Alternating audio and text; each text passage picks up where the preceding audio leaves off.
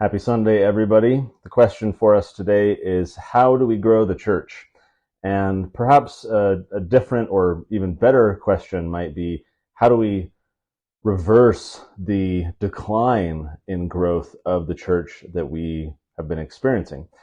What are we up against when we ask these questions? Well, first of all, the number of Americans age 18 to 29 who have no religious affiliation has nearly quadrupled in the last 30 years. I'm going to say that again because that's an overarching and key statistic for this particular musing. When you look at those aged 18 to 29, so these are these new young adults, they're outside of the purview of their parents in a lot of ways, 18 to 29, the percentage of that age bracket that has no religious affiliation has nearly quadrupled in the last 30 years. Now, as you look across the United States, 3 in 10 adults say that they have no religious affiliation at all. And then our own church's growth has plummeted. I was recently reviewing the annual data of growth in the church. Now, what does growth mean? It means both having kids and them, aging up in the church, and it also means missionary work. The growth in the church has plummeted. In the 1980s, for example, the average was about 5%, average annual growth rate of the church. It averaged about 5% across the whole decade. In 1989, in particular, it almost hit 9%, 8.74% in 1989. In the past decade, however, the average goes from around 5% for the 80s down to 1.4% average over the past decade. In 2022, the most recent year I was looking at, the growth rate was 1.17%. So this is just a massive plummeting of the growth rate. Now, this isn't a problem just for the Church of Jesus Christ of Latter-day Saints. This is a problem for religion writ large. There's been a substantial decline in religiosity, in people's religious membership and expression and participation. But some denominations are faring better than others. This isn't that every denomination is experiencing this the same. We'll get into that in just a minute. Of course, we have 17 million members, right? We like to boast about our membership, but the worldwide activity rate is around 30%. So that means we have about 5 million members in our church. And what does it mean to be an active member of the church? It just means, anyone going through the motion can be classified as an active member of the church. So what subset of those 5 million so-called active members are truly committed disciples of Christ? They're not a passive member. They're not going through the motions. They're not doing it because their parents told them to, or it's what their spouse expects of them, or it's just what they've always done. But what percentage of the 5 million are truly committed disciples of Christ, followers of the way? Hard to measure that. I don't know the number, but I think we can reliably assume it's a small percentage of that 5 million. And then the key problem, or a final problem for now, is that we are losing the youth, and not just our church, but many churches. We're not attracting a lot of new people. We're having fewer kids. And so the growth rate of the church is declining. So the question for us is, how do we grow the church? How do we increase the number of people who become committed to Christ, who convert to the gospel, who change their lives accordingly? Now, as I was doing some research on this, I came across a very interesting article in the American Journal of Sociology in 1994. This particular article was written by Lawrence Iannacone. What's interesting is he actually based this article off of a speech that he gave a few years prior in Salt Lake City to the Society for the Scientific Study of Religion. So I'm going to read a brief portion of this because it sets the stage for the conversation today. He says that in 1972, Dean Kelly published a remarkable book titled Why Conservative Churches Are Growing. In it, he documented a striking shift in the fortunes of America's oldest and largest Protestant denominations. After 2 centuries of growth that culminated in the 1950s, virtually all mainline Protestant denominations had begun losing members. The losses, however, were far from uniform. Liberal denominations were declining much more rapidly than conservative denominations, and the most conservative were growing. The varying rates of growth and decline meant that the mainline denomination's misfortune could not be attributed to pervasive secularization. In other words, yes, there's a broader religious secularization trend, as I was talking about earlier, where religion across the board is declining. But that general decline can't account for the fact that some Protestant churches they looked at were doing well and others were losing a lot of membership. He continues, a valid explanation could only be rooted in traits or circumstances that differed from one denomination to the next. Kelly, the author of this book he's referencing, proposed such an explanation. He traced the success of conservative churches to their ability to attract and retain an active and committed membership, characteristics that he in turn attributed to their strict demands for complete loyalty, unwavering belief, and rigid adherence to a distinctive lifestyle. Okay, so that sets the framework of today's musing. This article referencing this book, which, by the way, the author later expressed a bit of regret for the title he chose for his book, talking about conservative churches, because of the conflation many people had to social conservative politics, when he was really trying to get at the fact that some churches were conservative in a true sense, trying to conserve tradition and a certain original doctrine and being resistant to change, whereas liberal churches were more accommodating, they were more progressive, they were more responsive to social norms and trends. And so that's what he's after, not necessarily the political conservatism necessarily. Okay, so when we talk about strictness, when he's talking about how churches that are more challenging, that demand more of their members, were more likely to grow or at least decline not as fast, what is strictness? What are we talking about? Now, in that book, Kelly actually cataloged 3 traits of the typical strict church. He said the first one was absolutism. So this is the belief that yours is the true church, that yours is the true gospel, that your doctrine is absolute, that we possess the truth. And so a strict church has this profession of absolutism, according to Kelly. The second is conformity. So this is a strict dress code or health guidelines, traits that set you apart from everybody else, something that allows you to conform to a particular set of standards that are different from the society in which you're a part. And then the third, absolutism, conformity. The third is fanaticism. And by this he means a strong missionary zeal. Is there an evangelism to these churches? So a strict church requires a lot of its members. It says, we have this doctrine, you need to conform to these standards, and you need to be an ambassador, a missionary. And go shout this from the rooftops, and go tell all your friends, even if it's awkward or hard to do, etc. So in this paper, Iannacone, he says that strict churches proclaim an exclusive truth, a closed, comprehensive, and eternal doctrine. They demand adherence to a distinctive faith, morality, and lifestyle. They condemn deviance, shun dissenters, and repudiate the outside world. They frequently embrace so-called eccentric traits, such as a distinctive diet, dress, or speech, that often invite ridicule, isolation, and persecution. So this reminded me of the quote from Joseph Smith, where he says that a religion that does not require the sacrifice of all things never has power sufficient to produce the faith necessary unto life and salvation. So Joseph himself, you might say, founder of the LDS faith, or more likely the prophet that restored the true gospel of Jesus Christ. Here's a guy in this position of restoring and teaching these doctrines that were in stark contrast to the other Christian denominations in a lot of ways. There's obviously some overlap. And he's introducing these new concepts that are a challenge for people. He has this quote where he says that the moment he tries to teach some new revelation, people fly to pieces like glass. He has another quote where he says that to get something into the minds of people, you might as well try and split a hemlock knot with a corn dodger.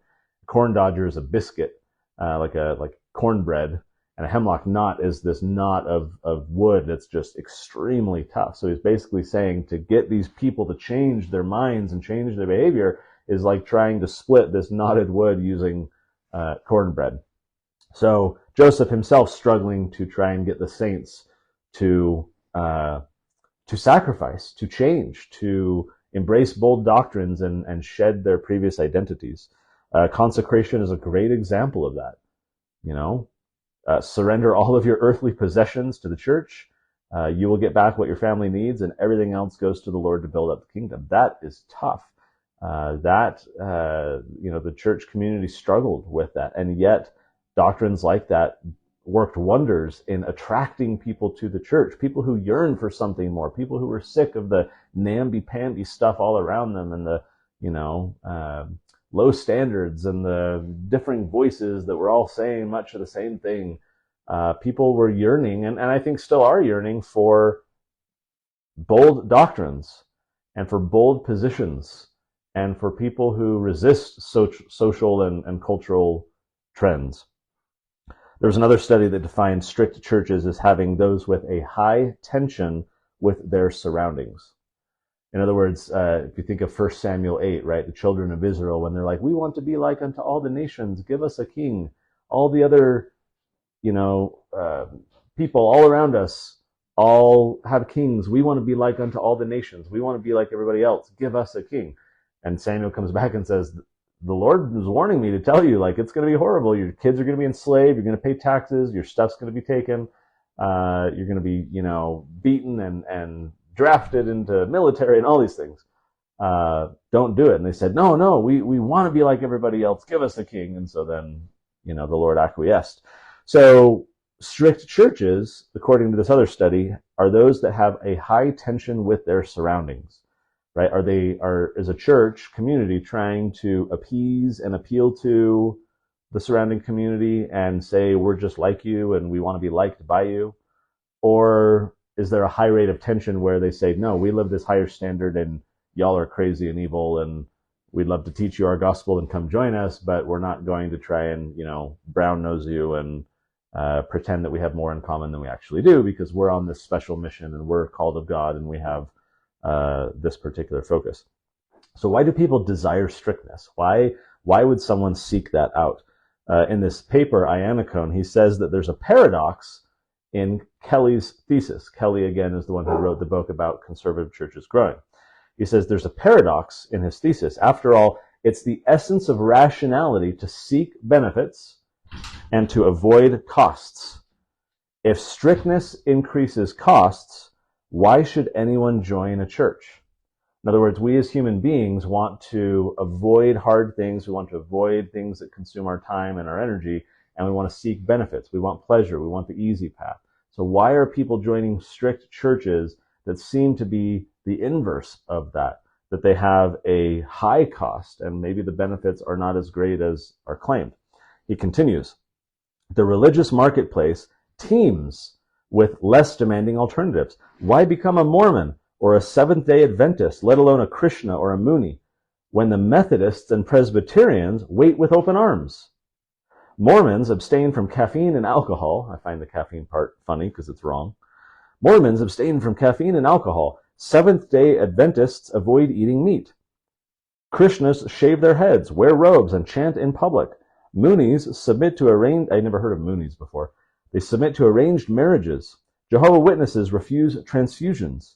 Orthodox Jews wear side curls and yarmulkes, conduct no business on the Sabbath, and observe numerous dietary restrictions. And monks take vows of celibacy, poverty, and silence.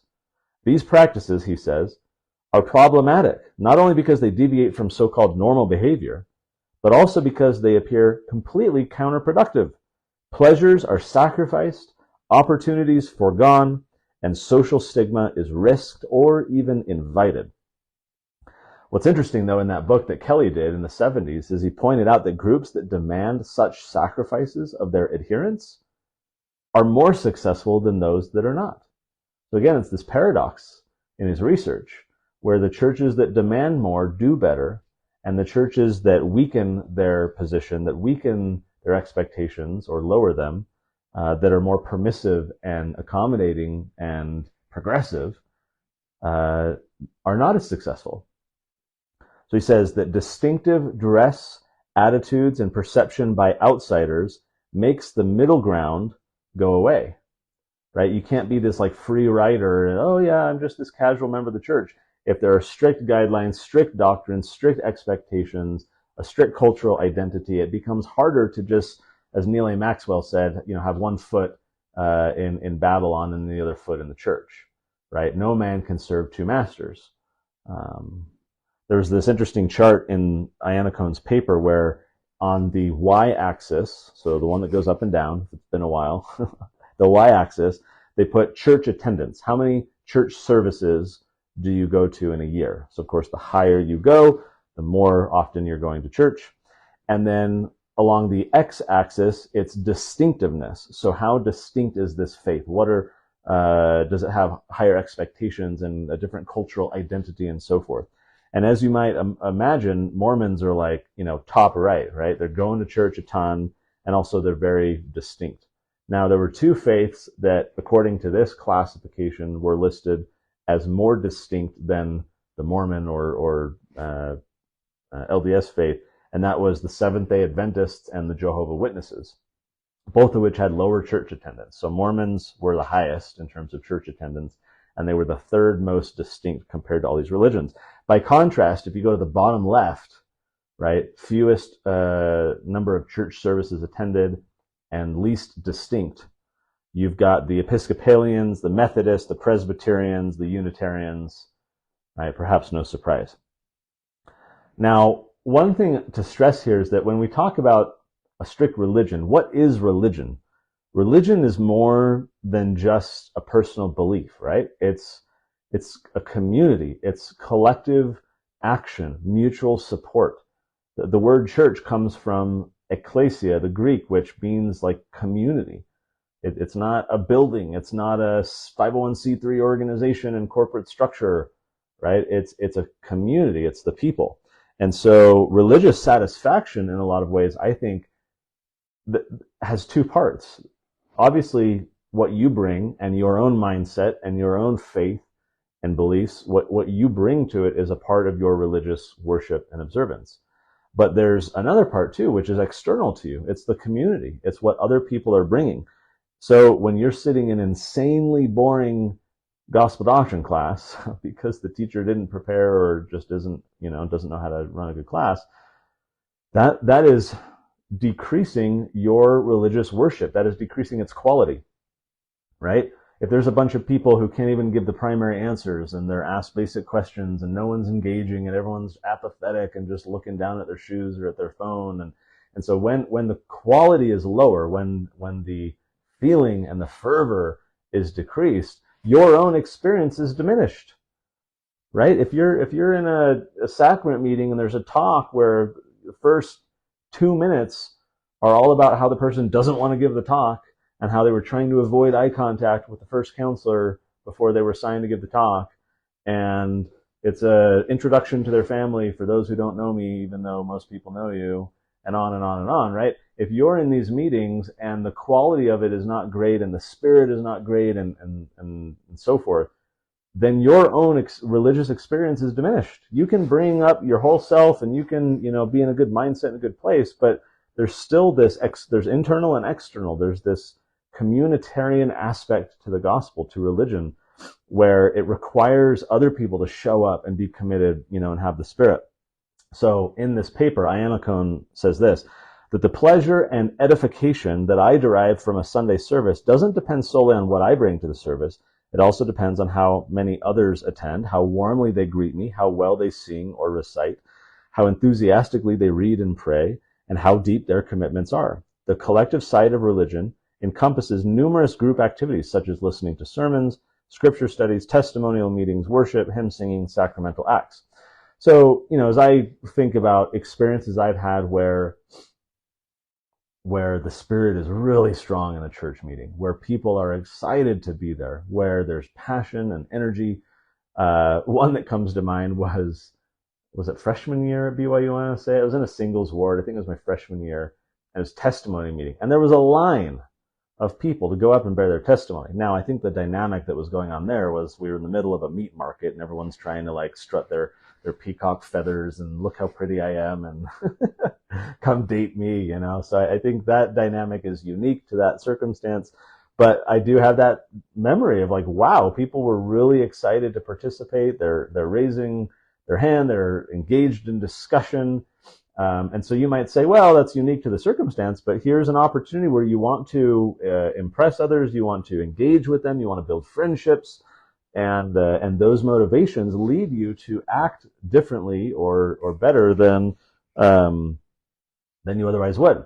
The other one is on my mission, or even before that. Think of if you've ever been on a mission or went to the MTC when you sing "Called to Serve," and you're all there, and it's a bunch of missionaries, and that's powerful, right? Because there's energy, there's enthusiasm for the message. It resonates. People, it's the right time, the right message, the right people, and then you get to your average ward, and someone maybe can't play the organ super well, and they're trying, which is great, good for them for trying, and the congregation is kind of like apathetically singing it, and we're singing it at 60% the speed it should be at, and so you have these experiences where that collective action diminishes your own. So the point here is that a strict church with high standards, I even think like back in the day, I don't know that they do this anymore, but like with a 3-hour block, when I grew up in San Diego and our ward,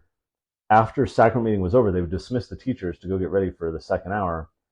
And for 5 or 7 minutes, the ward choir music person would do a little singing class.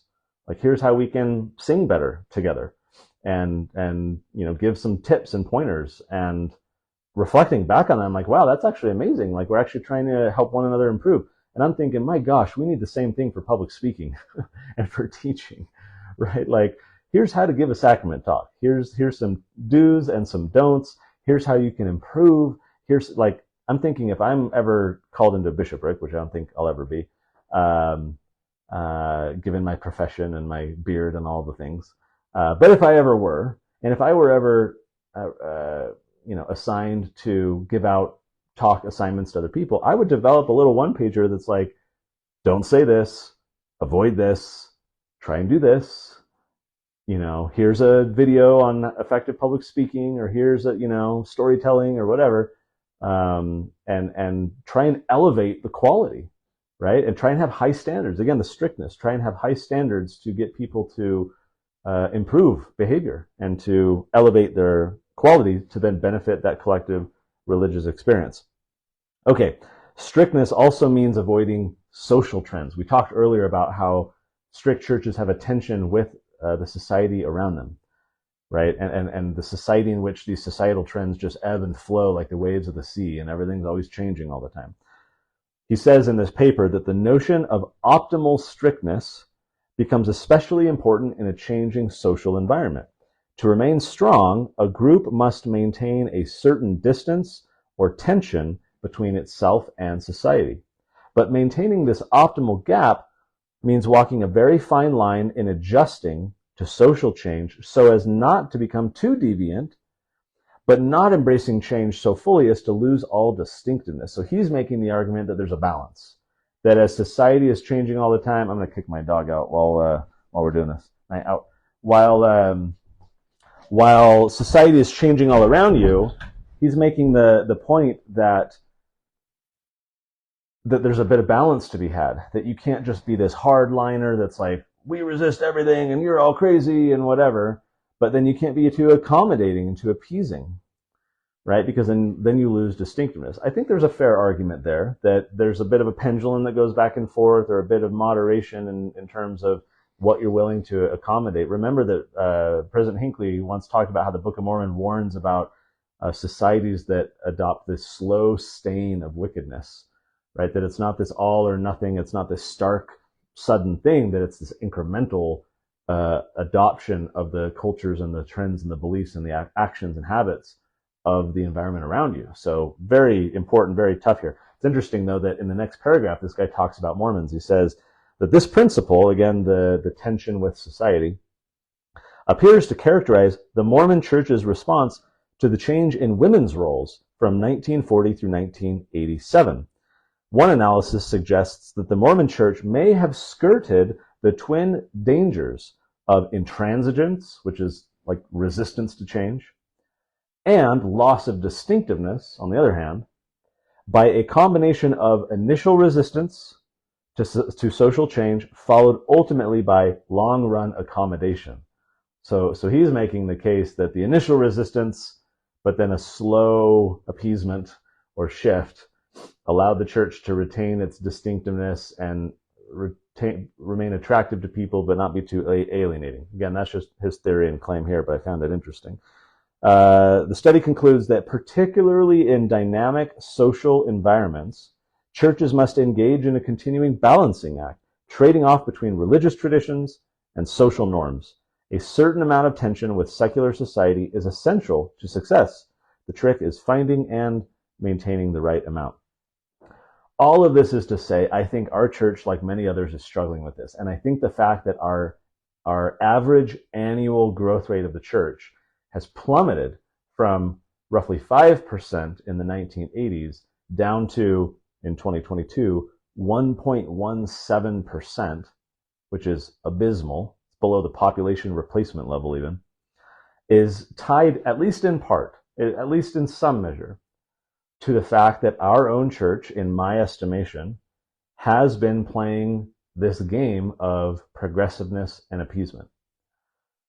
The podcast I did last week on Brother Sherinian, which attracted the attention of the Salt Lake Tribune and Axios, and yesterday, or this morning, I guess it was live, I was on Ward Radio with some others talking about it who also were written about in those articles. And so here we have a guy who's placed in this very influential position who has extremely progressive views that appease social trends, climate action and gender identity and reproductive rights and trans and LGBT and all the things, right? He's just flies the flag of all these different quasi-religions in a way. So I think that's an example. I did a musing a few months ago about the church had been watering down its core beliefs, which I think hits the nail on the head for this topic. Why? Because if you remember that particular musing, and if you don't, you can go find it at sundaymusings.org. Scroll down a little bit and you'll see it's called The Church's Core Beliefs Watered Down. In that particular musing, I was highlighting a new website or little part of the church's website that they've put out to try and position us to be appealing to and liked by broader Christianity. And so it's this website that's talking about what is our church's core beliefs. And they were watered down. They omitted all kinds of things, distinctive things about our religion, the additional scripture we have and the priesthood and these doctrines that are unique to our faith, to the restored gospel of Jesus Christ, that testify of modern prophets and ongoing revelation and this beautifully complex gospel that is far more intriguing than what alone is in the Bible. And we miss the mark when we try and say, hi, Christians, hi, Episcopalians, hi, Methodists, hi, Protestants, we're just like you. We believe the Bible, we believe in Jesus, and, like I get it, right? On the one hand, you want to build common ground. You want to build on where we share something in common, but let's not bury the lead. Let's not hide who we are. Let's not deceive the other party into getting them to think that we're more like them than we actually are. Like, it's okay to admit that there's differences while also building upon the similarities. But that particular website, I think, totally missed the mark by omitting these so-called core beliefs that we have in our church in an effort to appeal to people who don't share ultimately our faith. I did a musing, a year and a half ago on abortion. Yesterday at the Utah Capitol, I went up to a pro-life rally. My mom is part of Pro-Life Utah, an organization here in Utah. She does fundraising for them, and she was the keynote speaker talking about the barbarity of abortion and how it's impacted even here in Utah and how many babies have been killed and what we miss out on as a people by not having those humans who could have gone on to invent amazing things and do amazing things and be amazing people. And humanity writ large is deprived of their contributions through this horrendous practice. Well, there was, I would venture to guess, of the 1,000 people roughly who were there, maybe 10% of them were LDS. I'd say probably more like 5%, but maybe 5 to 10%. Lots of Catholics that were there, lots of evangelicals, a lot of these churches showing up where it's a core part of their beliefs and something they're very insistent on. There was a counselor, Elder Martinez, I think, from the area presidency here in Utah, who gave a prayer or a little speech or something. He said a few words.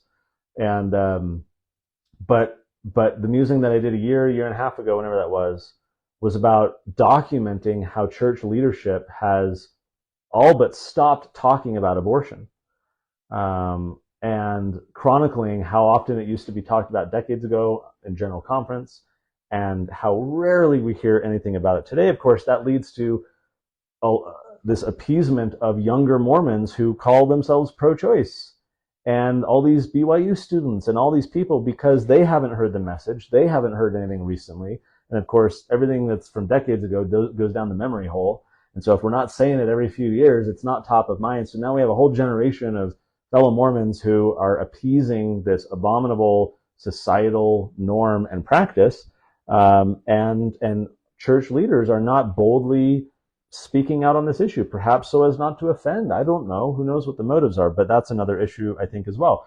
I've talked several times before, because this one gets me fired up, of war and peace. How after 9/11, while all of Christianity was frothing at the mouth to go to war and to kill the evil brown Muslims on the other side of the world, then Elder Nelson, now President Nelson, gave a remarkable address in which he talked about the golden rule and how it applies as much to nations as it does to individuals.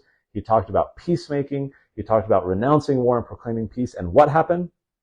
Church PR screwed the pooch.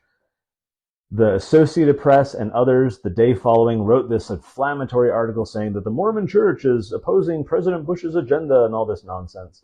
And the church's PR went into defense and said, oh, no, actually, no, ignore what he said. Look at this one little sentence and what he did say, talking about how we should be subject to the governments that we're in and loyal soldiers and fight under the banner of our countries. And so look at that, right? We're loyal citizens. Because if you remember anything about the post 9/11 era, for those of you who were around, you were basically considered a traitor if you were not in lockstep with the war agenda, the military-industrial complex, with all the neocons in the Bush administration. And so church PR, no doubt, was getting very reactive and defensive to not being branded this way. Remember Dixie Chicks, right? And they got just reamed because they were saying, we don't support this war, and they got massive backlash. So the church PR department totally de-emphasized and I would say even undermined the potency of President Nelson's doctrinal address that was distinctive. How distinctive is it for our religion to say renounce war, proclaim peace, lift a banner of peace 3 times after you're attacked, again and again and again before you're justified in going out to war? What other Christian denomination has that? It is distinctive. It is unique to our faith in a lot of ways, and church PR just cut it off at the knees and totally missed the opportunity to be bold. The overarching thing here, and I've mentioned this a little bit before, is that I believe that the best way to attract people to our faith, to grow the church, is to boldly plant the flag of our doctrine unapologetically, still compassionately, still lovingly. We don't have to be jerks about it, but plant that flag and say, this is what we believe. Yes, we disagree with others. Yes, we are distinct. Yes, people are going to make fun of us, but this is what we believe, and we're not going to apologize for it. We're not going to, smooth out the rough edges, and we're not going to try and be more liked and make people think that we're like them. We're going to follow our own path. It's God's path. Who's with us? And I think that would be attractive to a lot of people who are sick of progressive religions that just take on the slow stain of the world and look indistinguishable one from the next. I mean, look at COVID. All these churches just, bending over and taking it. I mean, you have Bednar. I think I wrote this down here. Yeah, here's Bednar afterwards. He was giving a speech to, I think, the BYU Law School, some class there. And so this was after the fact. This was kind of a retrospective. And he says that while believers and their religious organizations must be good citizens in a time of crisis, which I kind of question that, never again can we allow government officials to treat the exercise of religion as simply non-essential. Never again must the fundamental right to worship God be trivialized below the ability to buy gasoline. In our understandable desire to combat COVID-19, we too as a society may have forgotten something about who we are and what is most precious. Now is the time for us to heed the wake-up call, to remember and to act. Why didn't we have that message during the height of the problem? We've got plenty of examples from our church history. We got plenty of scriptures that talk about the importance of these freedoms and like resisting all these kind of evil machinations and so forth. It's nice to have it after the fact, but we got to plant that flag during. We should have said, we're not shutting down the churches. We're not social distancing. The church is a community. We need one another. We'll take appropriate precautions. We'll let people be adults. We'll teach them correct principles, which don't come from the CDC, and let them govern themselves. But we have a mission, and we're going to be there to support one another and not just appease, societal norms and the pro-vax crap and everything else, right? I talked a few weeks ago about eternal progression. This idea of like, oh no, people say that Mormons get their own planet. That's not us. No one's ever said that. No one believes that. And as I talked about in that musing, yes, people do talk about that. People do believe that. Not quite that way, but rather than try and, again, just dismiss and set aside this funky doctrinal thing that sets us apart and makes us distinctive, we should lean into it and say how transformative a gospel we have that allows us to participate with God as creators and become like our Father, just like our children become like us here on earth as well. How amazing it is, how distinct that aspect of our religion is. We shouldn't shy away from it. We shouldn't try and bury it and say, oh, we're still like you, ignore that whole planet thing that the Book of Mormon musical was making fun of us for. Again, missed opportunity.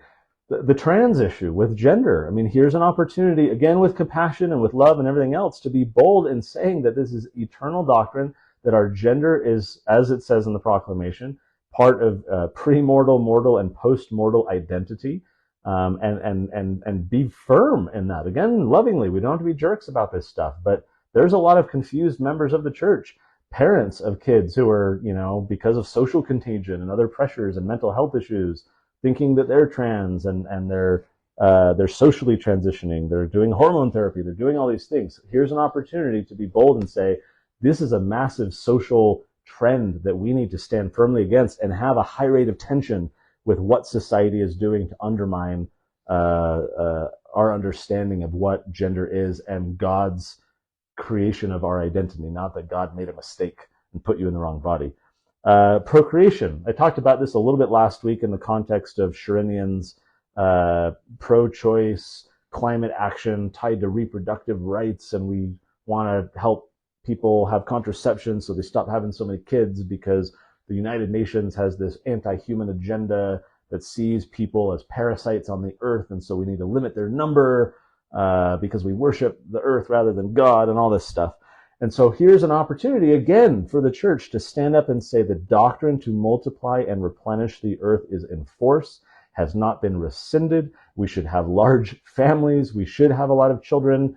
Elon Musk is getting all the credit and taking all the glory and attention in the procreation side of society right now. Our church should be right in the middle of that. We should be pushing back on the Paul Ehrlichs and the population bombs and all these scaremongers and UN freaks and World Economic Forum evil people who are trying to get people to have one child, who say that anything more than that is selfish and is consuming resources. We should be saying, no, God has said that he's created this earth with enough resources, and he says specifically there is enough and to spare, that we don't have a scarcity mentality, that we have an abundance mentality, that we should be strict in saying we want large families, we expect large families. Obviously, I have 2 kids, we have reasons for that. It's not to say that every Mormon must have 4 or more kids, but where possible, right, unless there's other reasons not to, we should be multiplying and replenishing the earth. We should be standing strongly against and having a high tension with those social norms that are going very much in the opposite direction. So we largely, Latter-day Saints, Mormons, Christians, religious people, but including us, we've gone from being, I think, in a lot of ways, a peculiar people to being people pleasers. And instead of being set apart, we want to be part of the crowd. So if I put my marketing hat on, Marketing 101, if you try to appeal to everyone, you will appeal to no one. If, let's say with my Tuttle Twins books, right? If I want to get a bunch of social progressive lefties reading these books at the same rate as, conservative, libertarian, whatever people on the so-called right, then I would have to make my marketing so generic so as to not be alienating to or off-putting to these socialists and progressives. And I would have to reduce my marketing of any potency, of any controversy, of any hard stances. And I would have to, they teach kids about critical thinking and how to be smart. Or they teach kids about how the world works and how to take their part in it, right? Or like something like that. But then I'm going to sell no books because that's not attractive to the people who agree with or who need or who are primed in their life and at the right position to receive that message. It's horrible marketing if you don't segment and focus on your audience. Don't try and speak to everybody. You try and focus on a niche. You create a segment and say, I'm going to create messaging that is directly tied to what that audience wants and needs. That's not to say that the socialists and progressives don't need Tuttle Twins. They're the ones who need it the most. The likelihood that they're going to buy it, though, because they are so opposed to these ideas is very low. I'm going to focus on the movable middle. I'm going to focus on the curious people. I'm going to focus on rescuing them from the seductive socialist arguments and making sure that they come in our direction. Another marketing principle here that we as a church need to think of is that it's almost as important to declare what you're not for as to declare what you are for. Right? When I say, here's the people who don't need these books or who don't need this message, this isn't for you, this isn't for you, you're helping, again, define your audience. And this just reminds me of Revelation 3, where the Lord says, I wish you were hot or cold, but because you're lukewarm, you're neither, I'll spew thee out of my mouth. Right? I think, again, no man can serve two masters. We have to pick a side. And the strictness of a religion, having these high standards, increases the cost of making that decision. I am going to be a committed member of the Church of Jesus Christ of Latter-day Saints, and all that implies with its distinctive doctrines and cultural practices and health code and all the things. And having a higher cost is going to increase my fidelity to the faith because, again, like Joseph Smith, a religion that requires the sacrifice of all things, that is what's going to be able to bring forward life unto salvation. So, if we go back to the statistics and we look at the growth rate of our church, look at 1989, that year that I shared where we almost hit 9% growth. Here we've got President Benson, right? At a time in the 80s where the church, as a result of Benson and others with him, are strongly resisting the cultural trends happening in the culture around them. By contrast, if we go from 8.74% at a time when under Benson there was this countercultural resistance, right? And we have this peak of growth at nearly 9%. Let's then go to 2020 and 2021, COVID. In 2020, the growth rate of the church was 0.6%. In 2021, it was 0.85%. Now, you might say, oh, it's because missionaries, were locked down for a while and they weren't out there doing their thing. And, they all went virtual and were harassing everyone on Facebook to become their friends and chat with them so they could talk to them about the gospel. So it's because the missionary work was slowed down. And I'm sure in part that's true. I might also argue the other side, though, that with everyone being locked at home, I haven't looked at the data, but the procreation rate probably had a little uptick because people were at home with nothing to do and having more babies. Maybe that happened, maybe it didn't.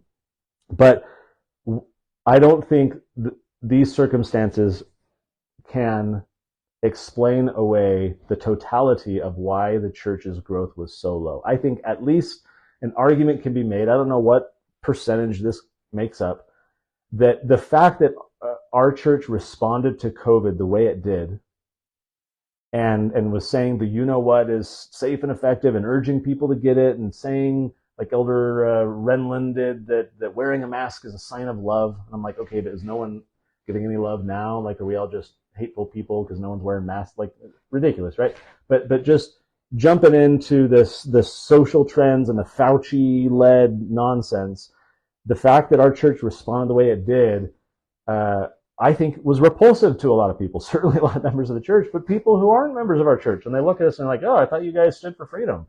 I thought you guys believed in individual liberty in your church. I thought you believed in agency and you shouldn't be compelled and micromanaged and told what to do and correct principles and govern yourself and all the things. And And I think the response to COVID is a stumbling block for a lot of people.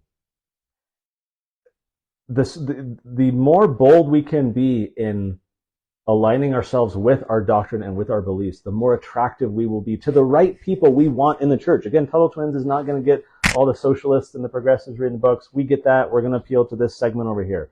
And we're just going to own it, and we're going to help them and support and serve them in any way they can. Similarly, yes, everybody needs the gospel. Everybody needs, and every knee will bow and every tongue will confess eventually that Jesus is the Christ. But in the meantime, we're not going to win over the atheists. We're not going to win over most of the, very many of the agnostics and people in other denominations. But there are a lot of people out there who we can influence, who we can attract, who we can invite, and they will respond. And there's a large number of people out there, and they're looking around wondering, what does it say in the D&C? There are many who, don't know where to find the truth, and if those people look at our church and they're comparing, right? They're shopping. They're looking at different churches. What do these people believe, and how do they act? And if our church waters things down, like let's say the reorganized Church of Jesus Christ of Latter-day Saints, or the Community of Christ, as it's now known, who just appointed a female president of their church for the first time last week. I talked in that musing a few months back about the church, our church, watering down its core doctrines on the website to appeal to Christians. I talked in there, I did a comparison, a little one side-by-side comparison to the RLDS church, or the Community of Christ, which was an offshoot of, the Brighamite church that came to Utah, and started by Joseph Smith III, so Joseph Smith Jr.'s son. And, so they had these original doctrines, and Joseph the prophet, and the Book of Mormon, and the Doctrine and Covenant. And then you go look at the Community of Christ website today, and you have to kind of dig to find those things. They're completely de-emphasized. They've watered down their beliefs. They're trying to appeal to a broader range of people. They've adopted progressive positions. They're, women in the priesthood and LGBT and all these things. Basically, every social trend that they have kind of incorporated, and they haven't grown, and there's nothing interesting about them that I think is attractive to people to want to join. So yes, the missionaries were just on Facebook during COVID, but had we taken a stand, had we been bold, had we been distinct and strict in adhering to our doctrines, that could have offset the drawback of the missionaries and locking them in their rooms for a few months. How many people online would have seen on social media and other things and gotten curious and started chatting with missionaries and reading the Book of Mormon online and whatever. So ultimately, again, I think it's flag planting. We have to plant our flag, not bury it under a bushel, not capture the flag, hide it somewhere. We have to be open and bold and say, this is what we believe. Yes, we're different from you. Hey, we got a lot of similarities. Our Venn diagram overlaps on a lot of things. Let's talk about that. That's really cool that you guys have that belief. We have a similar belief. But you know what? There's a lot of things that make us distinct. And the cost of being a so-called Mormon, a member of the Church of Jesus Christ of Latter-day Saints, should be high. It should not be that you can be so-called pro-choice and a good member of the church. This is why I cringe when people are like, oh, I can be a good Democrat and a member of the church, or I can be a good Republican and a member of the church. I'm like, well, you look at the party platforms of all these different political parties, and if you look at, the Democrat one, the Republican one, there are things in there that I think are incompatible with the gospel of Jesus Christ. So you can be a crappy Democrat and a good member of the church. You can have a D after your name, but not really support some of these things that come in conflict with the gospel and still be a member of the church. But you can't whole hog embrace all these progressive ideals and policy positions and the crap that Sherinian's been, drinking from for a decade, and I think be a so-called good member of the church. Sure, you can have a temple recommend, you can answer the questions, you can, convince yourself and the bishop and the stake president that you're worthy for the temple. But when we look at the actual doctrines of the church and what fidelity to them requires or necessitates, I think that is a strict subset of all the permissiveness that members of the church have today. And the wide range of positions they have, political positions and economic views and everything else. I think it's a subset of that is truly compatible with the church, with the gospel, which is why I wrote Christ versus Caesar a couple of years ago to explore that topic. So when I say, wrapping up here, when I say to be strict, I don't think we need to be commanded in all things. I don't think we need to be slothful servants. I don't think we need to be like micromanaged, like home teaching. Hey, did you get your numbers? Did you get your visit? Did you teach a lesson? Like when you're a missionary and you have all your, I had taught this many discussions and this many baptisms and measuring it to death. You know, I don't think we got to micromanage things and have an obsession with numbers and performance when we're talking about how strict things are. But the point is that if doctrine isn't diluted, then I think activity increases. If you convert people to a cause, they will work tirelessly for it. Right? Like yesterday at this pro-life thing, pretty much everyone up there was volunteers and they spend tons of time. They're not getting paid for this. They're committed to a cause. Right? They want to defund and you know, over, what would you call it? They want to make Planned Parenthood go out of business. They want to support mothers who find themselves in positions of unplanned pregnancies and give them resources and support. They want to be part of the solution. These are volunteers that are committed to a cause and they work tirelessly for it.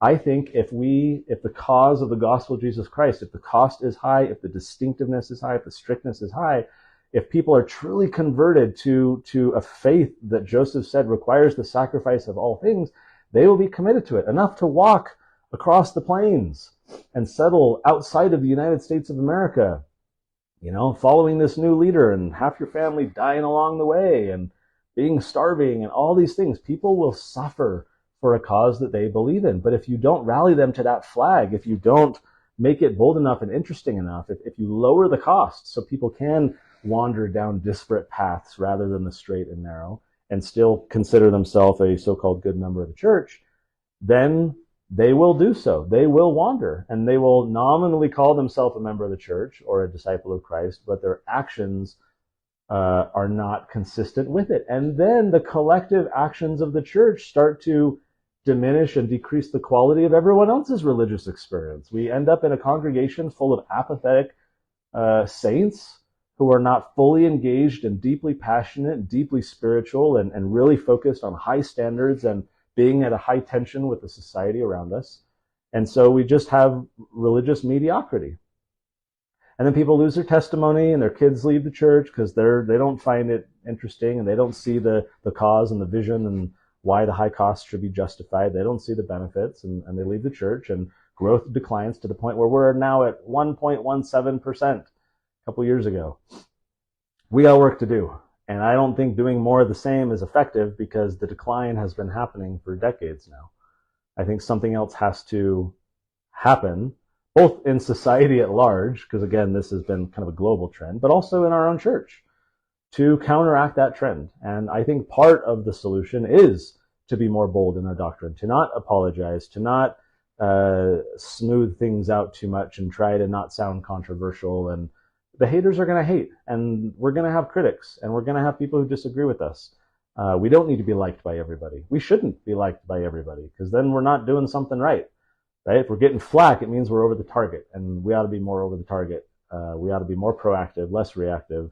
And again, like when I say the church, I'm talking about church leadership, like, you know, call it studying the ark if you want. These are just my constructive thoughts about what I would love to see the organization and its leaders doing. But again, when I say the church, what I'm really talking about is you and I as members of that community, because we get the leadership that we deserve and that we desire. And these individuals grow out of the church culture. And so we can each influence that church culture. I don't think ultimately it's a top-down church. I think in a lot of ways it's a bottom-up church. And so we can do our part as members of the church to pursue a strict course and encourage people to be faithful to it so as to be attractive to people not of our faith who should join. We'll wrap it there. Hope you guys have a great week. See you next Sunday.